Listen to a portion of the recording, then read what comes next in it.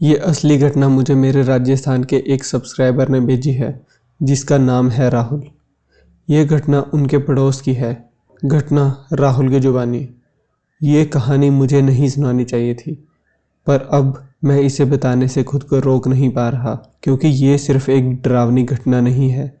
ये उस चीज़ का सबूत है जिसे लोग गांव में काला हिसाब कहते हैं। मेरे ताऊ जी कहा करते थे, किसी के साथ गलत करने से पहले देख लेना कि वो ज़रूर वापस आता है। लेकिन हमारे पड़ोस में रहने वाले चौधरी परिवार ने ये बात कभी नहीं मानी। नतीजा, पहले पिता, फिर बेटा और फिर पूरे घर को हिसाब देना पड़ा। आज मैं उसी परिवार की कहानी बताने जा रहा हूँ। राजस्थान के भीलवाड़ा से 40 किलोमीटर दूर एक छोटा सा गांव है, रूनीजा। यहाँ का माहौल किसी भी दूसरे गांव जितना ही शांत है। गांव के किनारे है चौधरी परिवार का बड़ा हवेली नुमा घर, जिसे लोग चौधरी का बड़ा घर कहते हैं। परिवार में रतन चौधरी पिता, सीता देवी माँ, विक्रम 22 साल, निशांत 11 साल और रतन चौधरी की बूढ़ी माँ, सब उन्हें दादी सा कहते थे। सब कुछ ठीक चल रहा था, जब तक एक दिन दादी सा ने मंदिर से लौटते समय माहौल बदलते देखा। उन्होंने कहा, आज घर की देहरी पर परछाई उल्टी पड़ रही है। ये अच्छा संकेत नहीं है। घरेलू महिलाओं की बातें समझकर सबने मजाक उड़ा दिया। पर उसी रात पहली घटना हुई। रात करीब 1:30 बजे घर के पीछे वाले खेतों से भारी कदमों की आवाज़ आई। विक्रम ने खिड़की से झांका। कुछ नहीं था, बस काली आकृति सी, पर धुंधली। पिता रतन चौधरी बाहर गए और वापस आते ही बोले, किसी ने खेत में जादू की पोटली फेंकी है। वो अंदर ही अंदर जल रही है। उन्होंने उसे छूकर देखा और उसी रात उनकी हालत खराब हो गई। तेज बुखार, बदन पर नीले निशान और होंठ काले पड़ने लगे। दादी साहब बोली, किसी ने वार किया है। ये गर्मी नहीं, किसी का छाया है। रतन चौधरी के हाथों से मिट्टी झड़ रही थी, जैसे कोई उन पर मिट्टी बांध कर गया हो।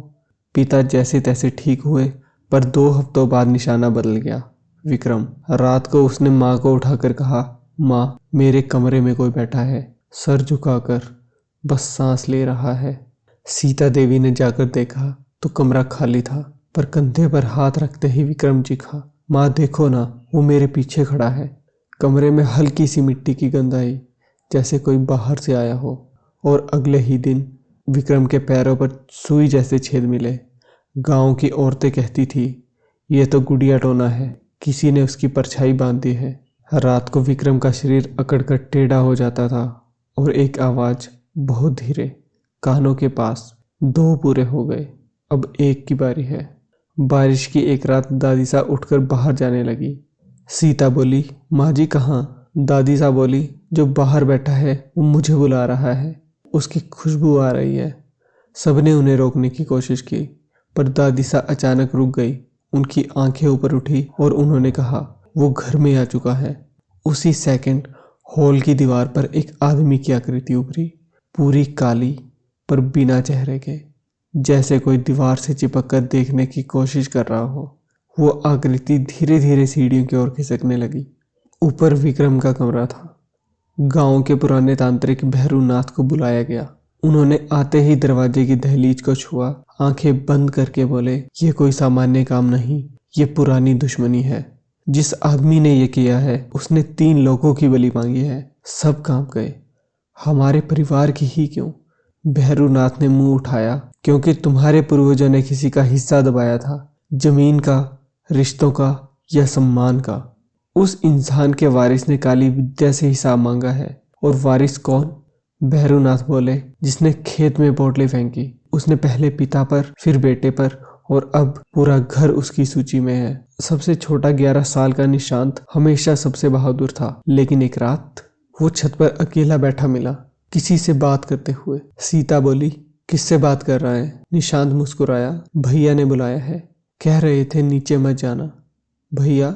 विक्रम तो उस वक्त नीचे था। निशांत ने इशारा किया, छत के कोने में, वहां, उस जगह पर एक आदमी अजीब मुड़े हुए शरीर के साथ बैठा था। उसके पैर उल्टी दिशा में थे और उसकी गर्दन टेढ़ी। वो फुसफुसाया, एक बाकी है, और हवा चलने के साथ गायब हो गया। उसी रात निशांत बेहोश हो गया। उसके नाखून काले, होंठ सूखे हुए हो गए, जैसे उसकी सारी ताकत किसी ने खींच ली हो। अब तीनों, पिता, बड़ा बेटा, छोटा बेटा काले वार के शिकार थे। घर में कमरे ठंडे होने लगे, कोनों से रेत निकलती। रात 3 बजे घर में अजीब सी फुसफुसाहट सुनाई देती थी। यह एक स्थायी जादू था। भैरूनाथ को फिर से बुलाया गया। भैरूनाथ बोले, जिसने ये किया है उसने धरती बांध जादू किया है। इसका नाम है काली रात का वारिस। जिस घर से ये हो जाए उसकी वंश परंपरा टूट जाती है। भैरूनाथ ने कहा, आज रात आखिरी रात है, या तो ये घर बचेगा या सब खत्म हो जाएगा। काम शुरू हुआ। लाल धागे, सरसों, काला तिल और मिट्टी वो जगह से जहां पोटली मिली थी। रात के 12:40 अचानक घर की लाइट बंद, चारों ओर अंधेरा और सीढ़ियों पर वही आकृति जिसके पैर उल्टे थे। इस बार उसके हाथ में एक किसी जानवर की हड्डी थी। वो बोला, तीनों पूरे। तीनों पुरुष एक साथ गिर पड़े। सीता चीखी, दादी सा चिल्लाई और तब भैरवनाथ ने मंत्र पढ़ना शुरू किया। आकृति दीवारों से चढ़कर छत से उल्टी लटक गई और पूरा घर हिलने लगा। विक्रम चीखने लगा, माँ, वो मेरे अंदर आ रहा है। धुएं का गुबार विक्रम के नाक में घुसने लगा। निशांत जमीन पर रेंगने लगा जैसे कोई उसे खींच रहा हो। भैरवनाथ ने चिल्लाया, अपनी पहचान बता, तू कौन है? विक्रम धीरे से बोला, मैं वही हूँ जिसका हक छीना गया। मेरे बाप का खेत, मेरे बाप की जमीन तुम्हारे बाप दादा ने हथिया ली थी। अब मैं हिसाब लेने यहाँ आया हूँ। सीता को याद आया, रतन चौधरी के पिता ने सालों पहले जमीन का एक विवाद जीता था जिसमें एक मजदूर की मौत हो गई थी। उस मजदूर का बेटा जो गायब माना गया था, उसी ने काली विद्या में हाथ डाल लिया था। वही था काली रात का वारिस। भैरवनाथ ने लाल गुलाल हवा में उछाला और साया विक्रम के बाहर आ गया और धाड़ मारते हुए बोला, ये खत्म नहीं होगा, एक खून बाकी है। उसी रात कमरा काले धुएं से भर गया और एक जोरदार और भयंकर आवाज हुई और सब बेहोश हो गए। सुबह होने पर जब सबको होश आई तो वो काली आकृति गायब हो चुकी थी, लेकिन घर में मिट्टी की लकीरें मौजूद थी। पर भैरवनाथ गायब थे, जैसे वो रात को ही कहीं चले गए हों। दरवाजे पर सिर्फ एक चिट्ठी टंगी थी, हिसाब आधा खत्म हुआ है, आधा तुम्हारे कर्मों से मिटेगा। अपना अतीत सुधारो वरना वो वापिस आएगा। चौधरी परिवार आज भी वहीं रहता है, पर कहते हैं घर में रात को मिट्टी की गंध आती है, किसी के पैर उल्टे चलते दिखते हैं और कभी कभी निशांत कहता है, भैया वो आदमी फिर से छत पे बैठा है। गांव वाले रात को उस घर के पास से नहीं गुजरते। कहते हैं काली रात के वारिस का अभी भी हिसाब पूरा नहीं हुआ है और वो फिर से वापिस आ सकता है। वो तीनों बाप बेटे धीरे धीरे ठीक हो रहे हैं, पर घर में अभी भी डर का माहौल है।